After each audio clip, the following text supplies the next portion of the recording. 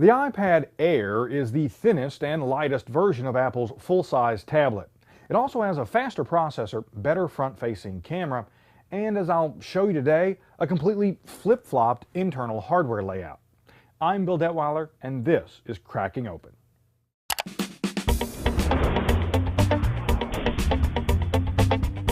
The 2013 iPad Air is thinner, narrower, and slightly shorter than the iPad 4. It also weighs nearly half a pound less. Now, Apple didn't upgrade the Air's Retina display, rear-facing camera, 802.11n Wi-Fi, or the home button. No Touch ID sensor here.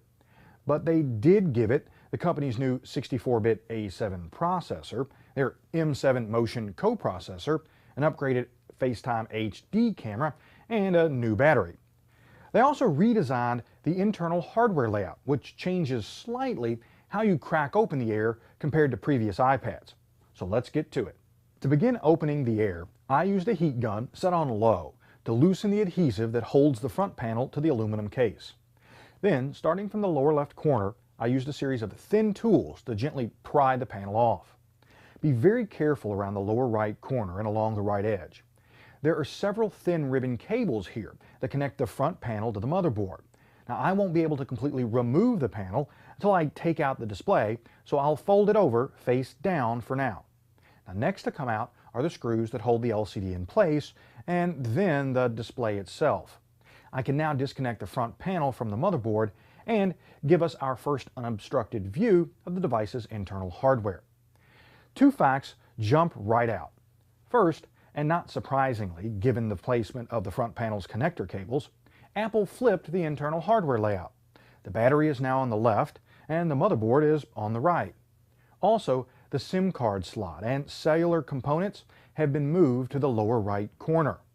Lastly, the Air has a slightly smaller 2-cell battery. Unfortunately, that battery and all the other components, including the motherboard and their connector cables, are held to the metal case with a lot of adhesive. Forcing them loose could damage them, and I want to put this unit back together in working order, not destroy it. So at this point, I'm going to call it a day. When it comes to performance and design, Apple is definitely moving the ball forward with each iPad iteration, and the Air is no exception. But when it comes to repairability, they're actually going backwards. Now, I know most consumers don't usually care about how easy their devices are to fix, but I've seen enough cracked screens, broken LCDs, and waterlogged devices to know that people often do care when faced with a costly repair.